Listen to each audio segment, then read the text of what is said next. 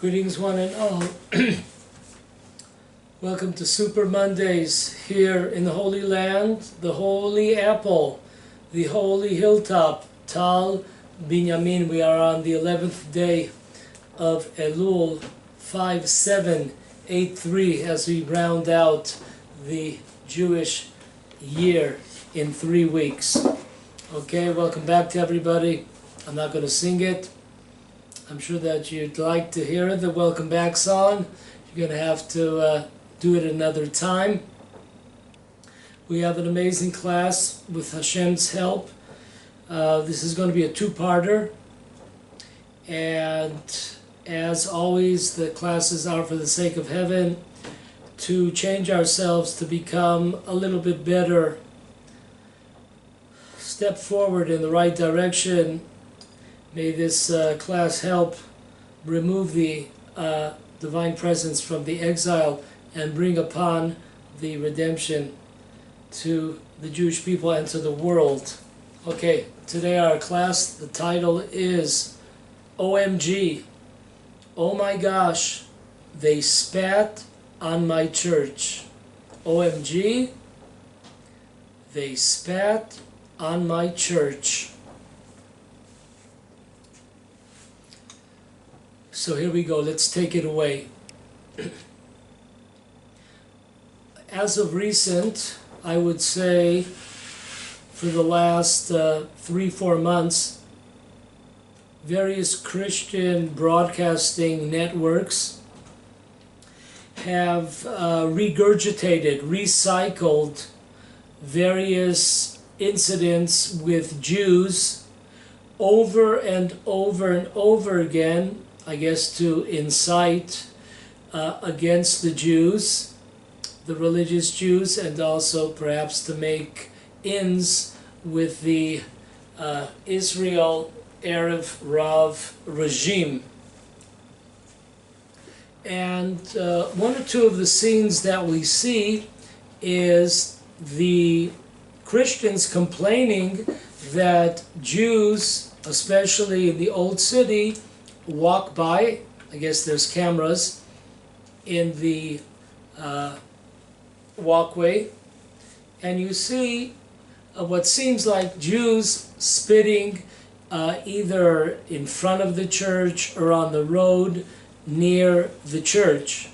So this is very upsetting to the Christian world. That's one. So now you understand our title, They Spat on My Church.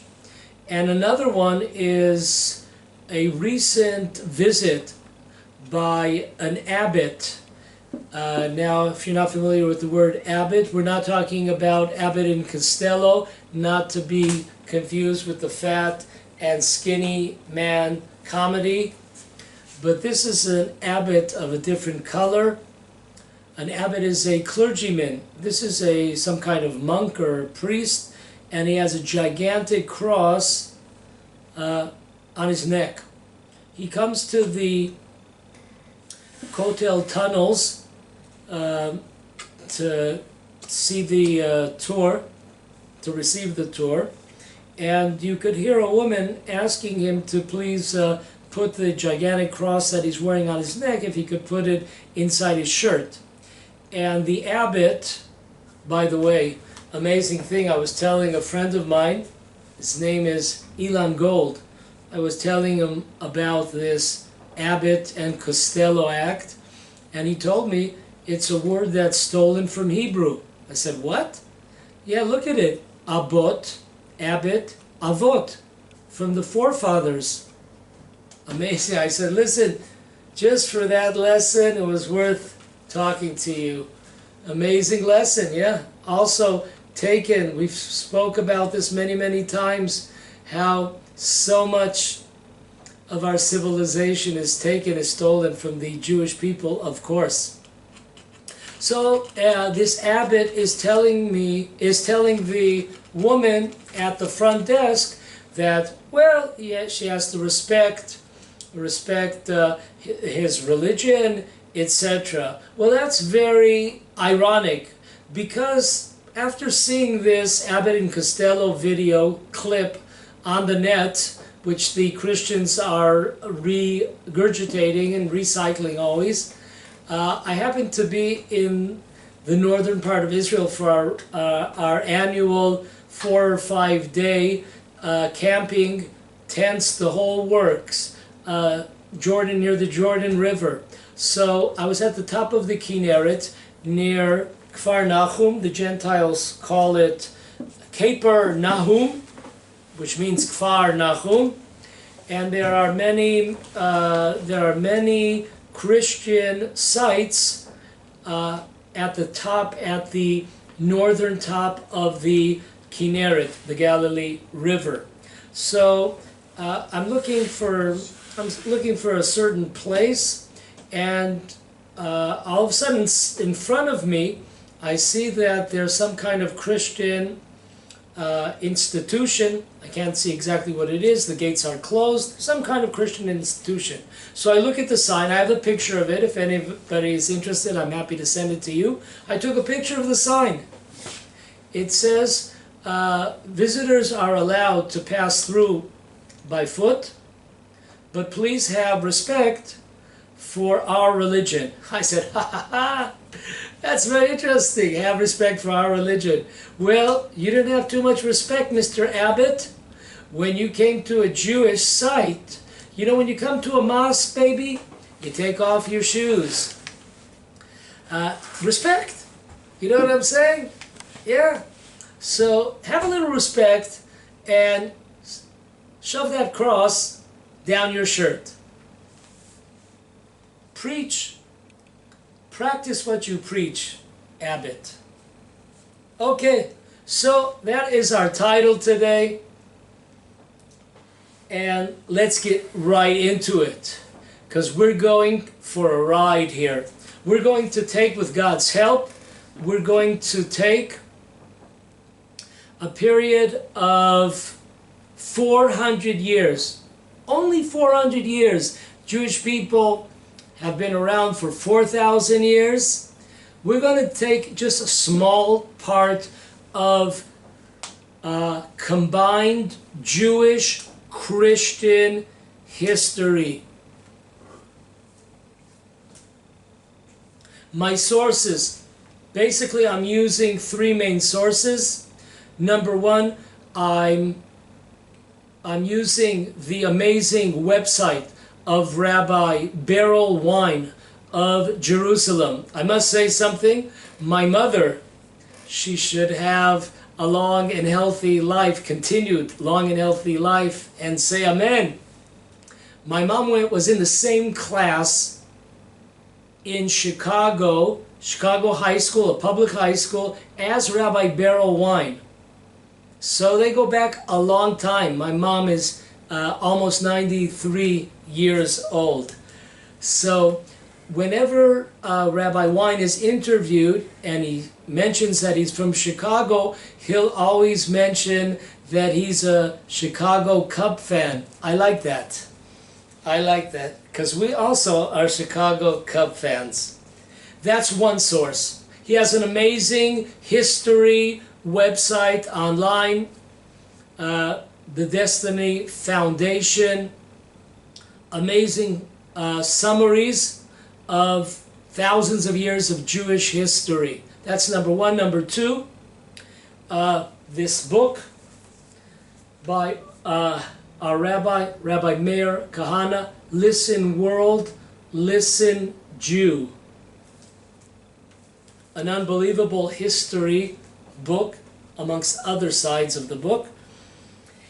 And last but not least, a surprising source, at least it surprised me, a book printed in 1940, reprinted in 1960, titled Europe and the Jews, written by a Roman Catholic priest named Xavier Malcolm Hay.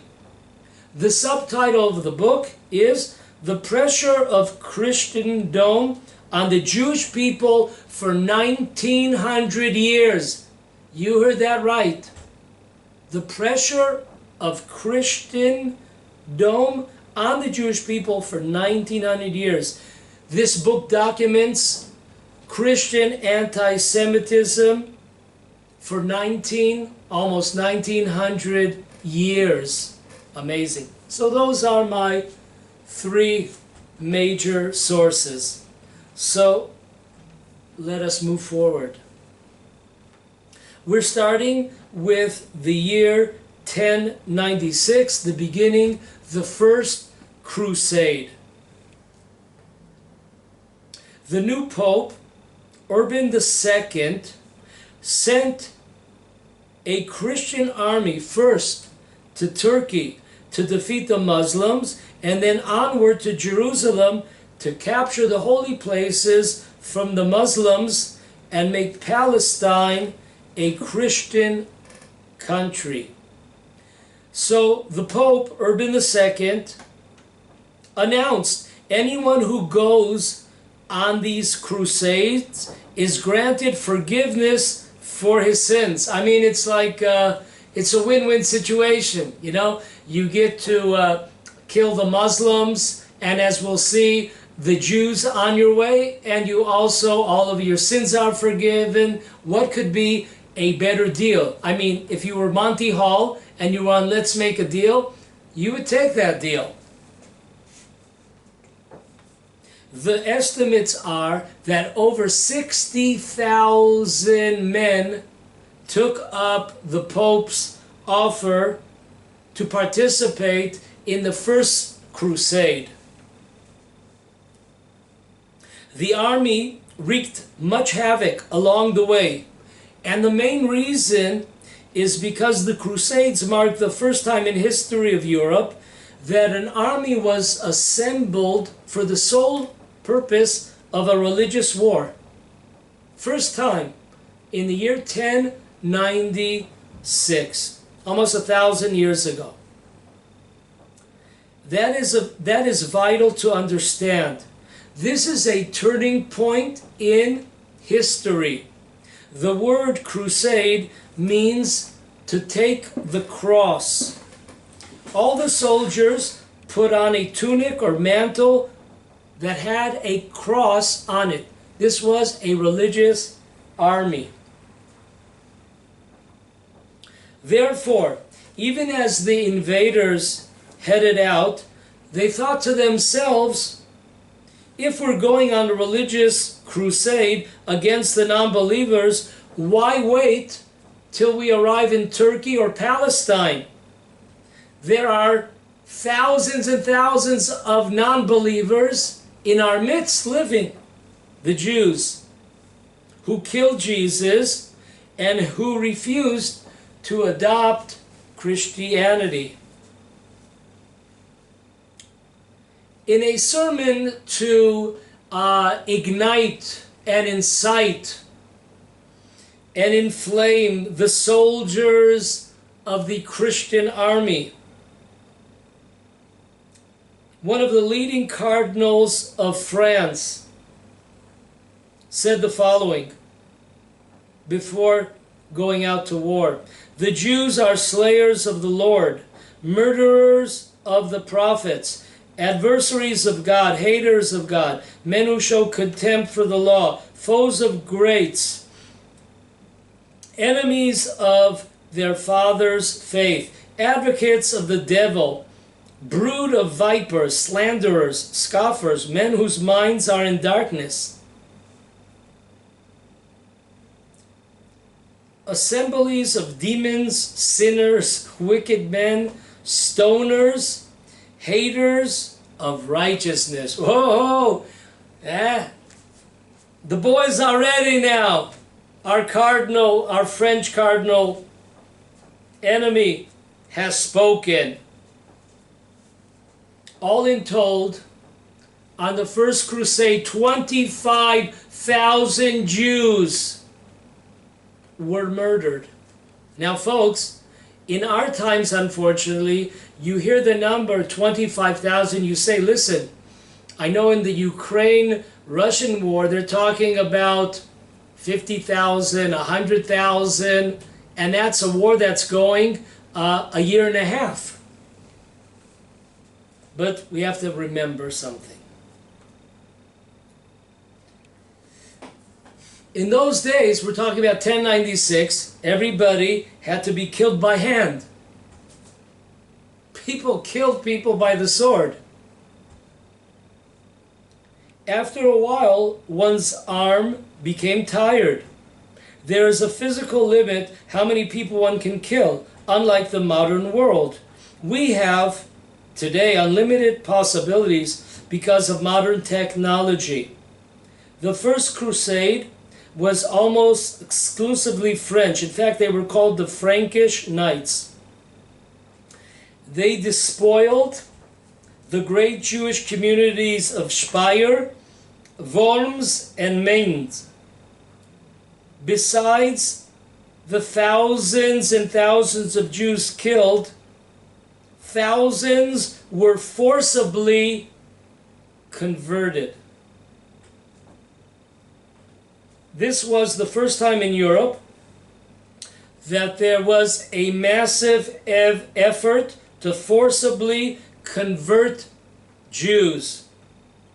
This would set the stage for the Spanish Inquisition 300, 400 years later. The choice was given to a Jew to convert or be martyred.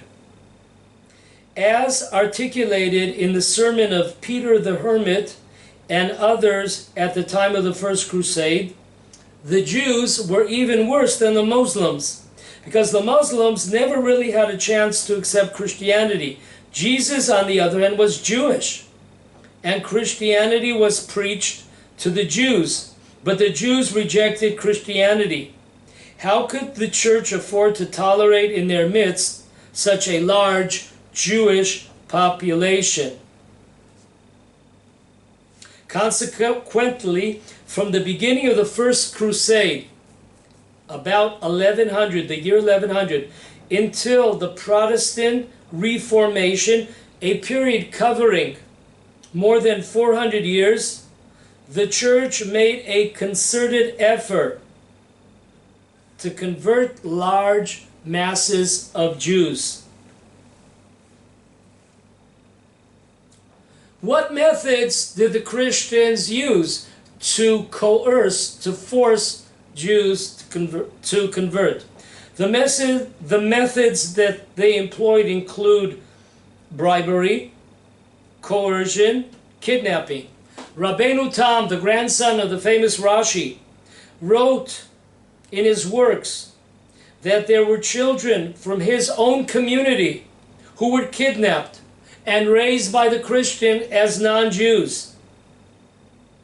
Later in life, these kids who were kidnapped by Christians discovered that they were Jewish and were not sure whether they needed to be converted or not. Rabbeinu Tam continues, these were not isolated incidents, kidnappings, bribery, coercion.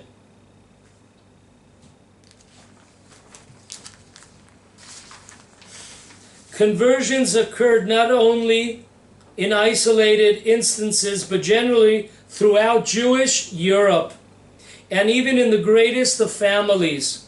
The famous Rabbeinu Gershom had a son who converted to Christianity. We know that Rabbeinu Gershom sat the 7-day mourning period for his son. Rabbeinu Tam quotes other Baalei Tosfot whose children and grandchildren converted to Christianity. Folks, we're talking about Rabbeinu Tam. We're talking about the Baalei Tosfot. There is a famous story coming up right now in 3 weeks on Rosh Hashanah. There's a famous story of Rabbi Amnon of Magensa. Today it's called Mayence. Mayence. The author of the Nitanet Tokef prayer said at the climax of the prayers on the high holidays, before the holiday of Rosh Hashanah, he was invited, Rabbi Amnon, he was invited by the bishop and noblemen of the town to convert to Christianity. We're talking about the famous Rabbi Amnon of Magensa. He told them to give him 3 days. After refusing many, many times, he realized that his life was in danger. And in order to delay and stall them, he asked for 3 days to contemplate the question. Right when arriving home, Rabbi Amnon regretted forever saying those words, "Let me think about it," for 3 days,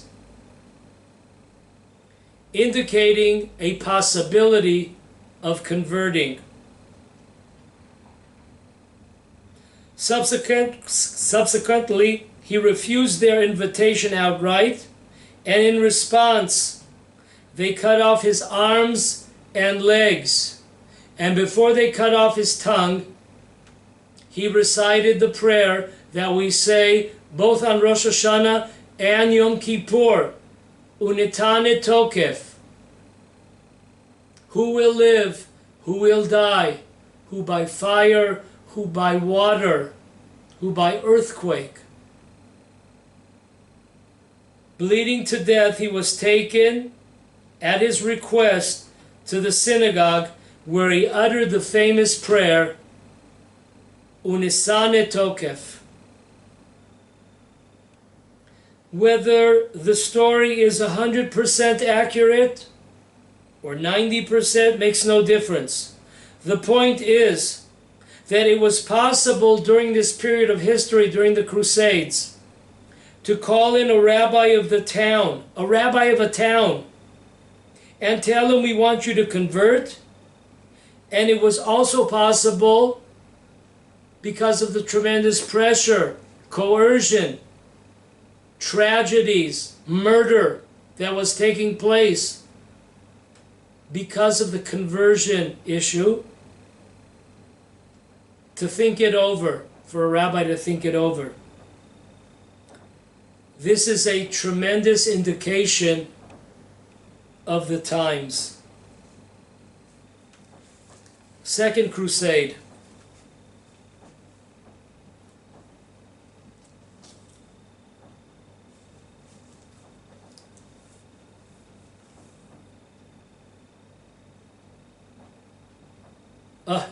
Before we get to the Second Crusade. Onwards, through the Rhine Valley, they marched as the Jews of Treves trembled, several killing themselves and their children. Women and girls weighing themselves down with stones, leaping in to the Moselle River, lest they be faced with the choice of conversion to Christianity on one hand and death and rape on the other hand. On May 3rd, 1096, the mobs of the crusade reached the city of Speyer, murdering 10 Jews in the church when they refused to convert. 14 days later, the distinguished Jewish community of Worms was attacked by a howling, bloodthirsty band of Christians. Only a minority, a few, submitted to baptism, the majority preferring to die with the Shema, the declaration of knowledge and recognition of the Lord as the true God, on their lips. Many committed suicide. Women killed their own children. The wealthier Jews who had found refuge in the palace of the bishop, his name was Alebrandis, were suddenly told that they must choose baptism or to begin given over to the mob. Asking for time to consider the offer, the heroic Jews of Worms chose to take their own lives And when the barbaric crusaders burst in the palace to receive the Jewish answer, it was found in the blood of those who lay dead. No less than 1,800 Jews fell victim to the church in Worms. They spat on your church. They asked your abbot to shove the cross into his t-shirt. Couldn't give a damn. Back to Speyer went the mob, where the treacherous Archbishop Richter urged 1,300 Jews to come with their wealth and hide in his palace. The bishop's soldiers merely stood by as the crusaders, led by Count Emmerich, kinsman of the Archbishop Richter, charged in, searching for the victims. The scenes of Worms were repeated. This time, 1,300 martyrs fell with an oath of allegiance to the Lord on their lips. Shema Yisrael, Hashem Elokeinu, Hashem Echad. Murdered by the crusaders or killed by their own loved ones. A bitter kind of comfort ended in drama in Speyer. Two Jews named Isaac and Uriah broke before the mob. They weren't able to stand up to the pressure of the Christians and had themselves and Isaac's two daughters baptized. Stricken with remorse, Isaac, amazing, his name is Isaac, like Abraham and Isaac, on top of Mount Moriah at the sacrifice. Now Isaac slaughtered his own children, set his house on fire, and went with Uriah to the synagogue, where they set it aflame and threw themselves into the fire. The flames spreading through the town, reducing much of it to ashes. On to Cologne marched the soldiers of Christ, and on St. John's Day, June 24th, 1096, they massacred the Jews there in Neuss. The incredible dedication and courage of the Jews to their God and their faith reached new heights here, as Samuel, the son of Yechiel, a scholar and leader, slaughtered his only son rather than have him fall to Christianity. With tears and a broken voice. I know what he means, just reading this, it's like, I'm glad I didn't eat before I came here. With tears and a broken voice, he first recited the blessing. Blessed art thou, O Lord our God, King of the universe, who has sanctified us with his commandments, and commanded us to sanctify his name. Baruch Hashem, we say this every day before the morning prayers. Baruch atah Hashem mekadesh et shimcha barabim. That is the Jewish prayer before sanctifying God's name. The youth responded all in unison, Amen. And the father took his own life. Altogether, 12,000 Jews perished in the Rhine Valley in a matter of only 2 months. Second Crusade. In the 1140s, the Second Crusade began. It was designed to strengthen the conquest of the First Crusade, but it was not successful. However, as a result, it started a brand new wave of anti-Semitism and pogroms in France, Germany, and the Rhineland. In face of persecution during the First and Second Crusades, the Jews of France emigrated to Europe, including England.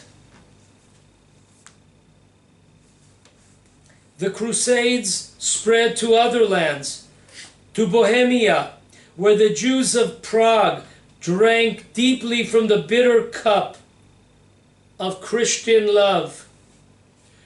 To France, where on the Sabbath day, June 19th, 1180, as the Jews assembled in their synagogue, King Philip Augustus ordered all Jews of his domain imprisoned without any specific charges. His purpose? A considerable ransom which was forthcoming. And before the year had ended, all Christian debts to Jews were declared void. You had any debts? You owe money to the Jews? Don't worry, we have King Philip here to the rescue. Just chalk it off. The king was not satisfied, and he now issued a new edict that between April and June 24th, 1181, all Jews must pick up their wanderer staff and leave all their property behind. Hatred of Jews crossed the English Channel. In 1189, a mob massacred Jews in London, and the murders spread to Norwich and Lynn.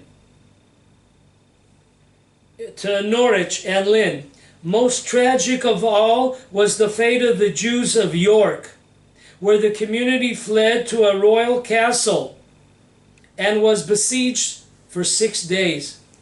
When the food ran out and capitulation seemed certain, the brave sons of the covenant, the Jewish covenant, chose death rather than baptism or humiliation. Jose, head of the community, slaughtered his beloved wife Anna, and he in turn died at the hands of the famed French rabbinical scholar Yom Tov of Joigny. Hope I'm pronouncing all these places. May their names be erased. In Byzantine Greece, the hatred of Jews placed them outside the law. A Jew was not allowed to ride on a horse. Oppressive taxes were levied on them, and they were fair game for any Greek who wished to mistreat them. And it grew worse. Under Pope Innocent III, a Lateran council decreed that every Jew and Jewess from the age of 12 upward must wear a Jewish badge of shame. This was to continue from the year 1215 for hundreds of years.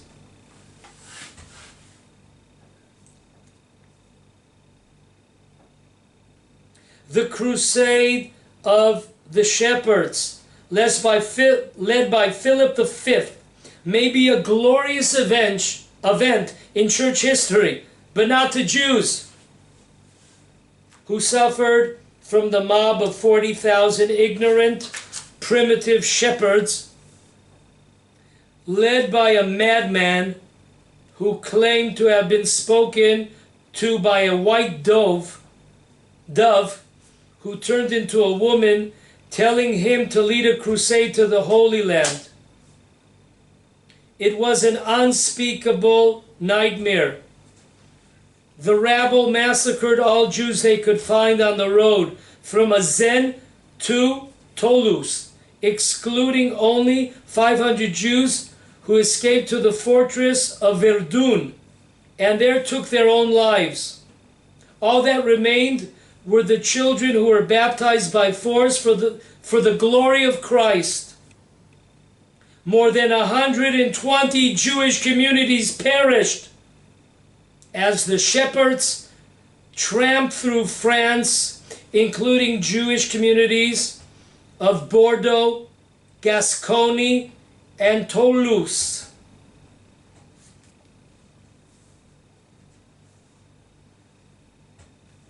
Or consider the hideous events that led to the martyrs of Chinon, a band of lepers angry because they had not been given sufficient food by the authorities, poisoned the wells. Under torture, one blamed the Jews, claiming that they had suggested the act. In town after town, Jews were attacked. In Chinon, a deep pit was dug and a huge fire kindled. Into the flames were thrown 166 Jews singing sacred Jewish songs of faith. Mothers threw their children into the fires lest they be forcibly baptized. Throughout France, some 3,000 Jews were burned alive.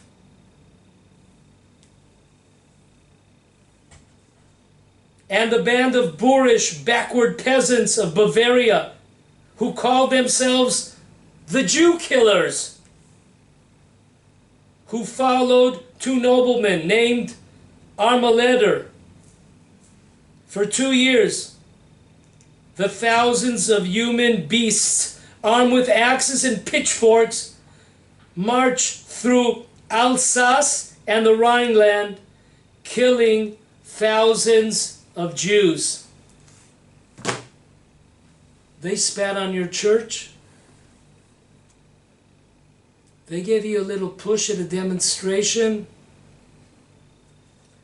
They told your abbot to put that cross in his shirt. You guys are going to hell. Couldn't give a damn. Blood libels. The basic claim of the blood libel is that Jews somehow use the blood of Christians, preferably children's blood, for ritual purposes. On Good Friday, the year 1144, the Christian world was in frenzy. Blood libels typically coincide with Easter, because Easter usually coincided with Passover. The priests had preached how the Jews crucified Jesus, and how on Passover they needed to mix Christian blood with the wine and bake it in their unleavened bread. There was a boy named William who lived in Norwich and who had died. Rumors circulated that the Jews had caught William, bled him to death, the same way that they bled to death Jesus on the cross. A pogrom was launched in Norwich.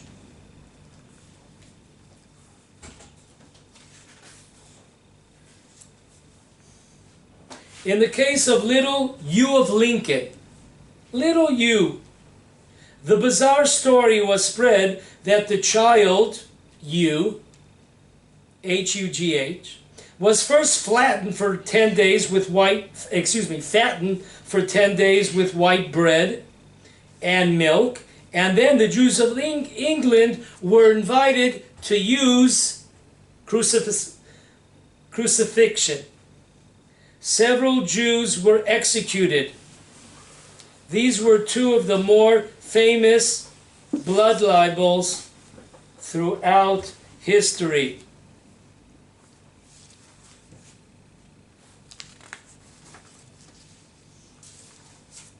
Third Crusade, 1189, the year 1189. At the head of the Third Crusade was the English king, Richard I, popularly known as Richard the Lionheart. Before embarking on the crusade, he incited the mobs against Jews and initiated the first pogrom in the city of London. Hundreds of Jews were beaten to death, robbed, burned alive. Jewish homes were burned down. Several Jews were forcibly converted. This was the pre-crusade event. This was the beginning of the end for the Jews of England. Many emigrating back to Europe. Almost 25,000 Jews left England, most with little more than shirts on their back. The 200-year effort to build Jewish communities came to a deadly end.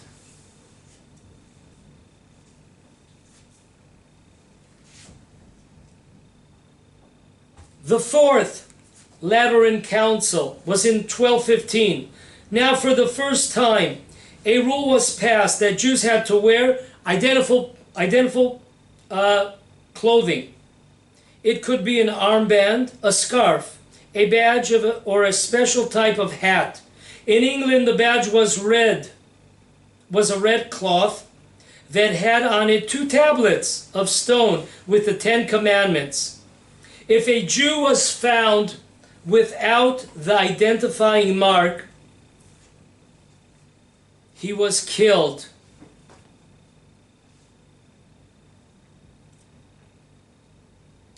The King of France, Louis IX, proclaimed that the Talmud was an insult to Christianity. Therefore, in the year 1242, he ordered the burning of 24 cartloads of priceless Hebrew manuscripts. He collected all the copies of the Talmud and burned them. For his efforts, the King of France, Louis IX, they canonized him as a saint in the year 1297. Oh, when the saints come marching in.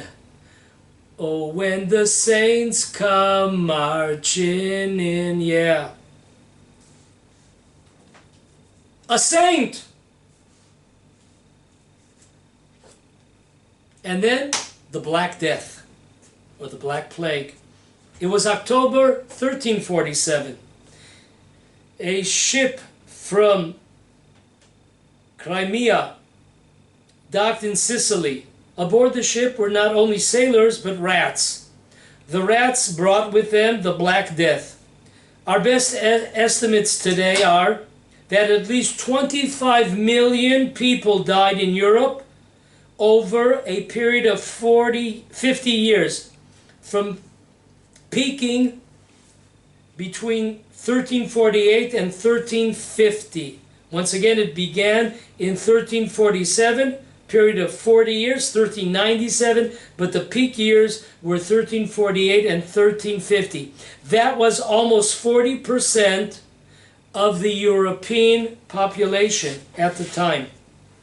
After a short while, there arose a new idea among the European Christians. Why the Black Death was ravaging their land? Because, this is one of those, you have to think pretty deeply on those. Because they allowed Jews to live in their midst as Jews. The reason was widely accepted by the Christian communities. Therefore, in many communities throughout Christian Europe, the formula and prescription of saving the community from the plague laid either in converting, exiling, or murdering the Jewish population. From 1349 until 1390, the Jewish communities of France, Germany, and England almost disappeared completely. In 1350, Frankfurt had over 19,000 Jews. 50 years later, by the year 1400, not even 10 Jews not even a quorum of Jews were left. That typified the situation in many other communities throughout Western Europe. Then there arose a second theory regarding the Black Death. First one was, we allow Jews to remain Jews in our midst. The second theory was that the plague originated amongst the drinking drinking wells that must have been poisoned. Who poisoned the wells? Of course, the Jews naturally poisoned the wells. Once the Jews were accused of poisoning the wells, a wave of pogroms ensued. In January 1349, the entire Jewish community in the city of Basel was burned at the stake. The entire community. The Jewish communities of Freiburg, Augsburg, Nuremberg, Munich, Königsberg, Regensburg, and other centers. All Jews were either exiled or burned. In Worms, in March 1349, the entire Jewish community committed suicide. In Cologne, the Jews were forced to leave. In Mainz, which had the largest Jewish community in Europe, the Jews defended themselves bravely against the mob and killed over 200 Christians. Then the Christians came to take revenge. On one day alone, August 24th, 1349, the mob killed 6,000 Jews in Mainz. Of the 3,000 Jews in Erfurt, none survived the attack of the Christian mobs. By 1350, those Jews that survived the Black Death itself were destroyed by the ravages of the mobs. The Jewish communities of Antwerp and Brussels were entirely exterminated in 1350. There were almost no Jews left in Germany or the Low Countries by the year 1351. They spat on your church. Really couldn't give a damn. In 1391, James II of Aragon passed a new law in Spain under the pressure of the Roman Catholic Church that no longer would they tolerate Jews in Spain. Once again, this is 100 years before the 1492 expulsion of the Jews of Spain. Most people don't realize that the Jews suffered for 100 years before that. Jews living there were given the choice of conversion or death or emigration. A number of pogroms followed that law. These pogroms converted 20,000 Jews and killed 10,000 more Jews. Once again, we haven't gotten to 1492 yet, the expulsion of Spanish Jewry. For 400 years, the Jewish community of Barcelona had served as the center of Judaism and had been headed at various times by such luminaries as Nachmanis and Rabbi the Rashba, Rabbi Solomon, the son of Aderet. Yet all of its 23 synagogues were burned to the ground. By 1394, 3 years later, the Jewish populations ceased to exist there. Similarly, major Jewish communities such as Seville, Toledo, Perpignan, which is close to Provence, were all destroyed. Still, many Jews had enough power and wealth to bribe the king and stay in Spain. Beginning in 1412, anti-Jewish laws began to appear in northern Spain. The Jews were one to be confined into separate quarters. In all cities and villages, the ghetto, the Jewish ghetto, 2 differentiate themselves from Christians by their modest mode of dress. 3. Not to wear garments of silk or satin, or have feathers in their heads. 4. They must let their beards grow long and not be perfumed. 5. Not to be called by Christian names or addressed by any titles. 6. Not to engage in farming. It was forbidden to hold posts in the government or to be physicians, pharmacists, blacksmiths, tailors, or shoemakers. 7. Not to serve Christian customers. 8. Not to act as a broker or money changer on behalf of Christians. What were the Jews permitted to do? They were able to cut wood and draw water. Folks, and then in 1492, the Inquisition. We have so far 4 crusades. We have the Black Plague, or we have blood libels. We have poisoning the wells. Listen to the numbers here.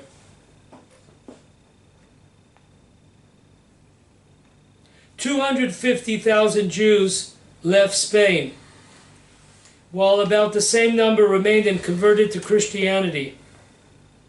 Many of the 250,000 Jews who remained tried to practice Judaism in secret and would be called Marranos, the secret Jews. Nevertheless, within 60 years, they were all gone. First, they were persecuted fiercely by the Inquisition. Second, Judaism is almost impossible to keep in secret.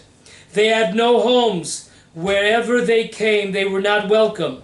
Many of their ships were captured and destroyed by pirates. It is estimated that another 25,000 Jews died leaving Spain. According to the author, Cecil Roth, more than 100,000 Jews had been executed at the height of the Inquisitions in one fashion or another. Folks, make sure. Listen again. We did 1096 to 1492. 400 years of Jewish history.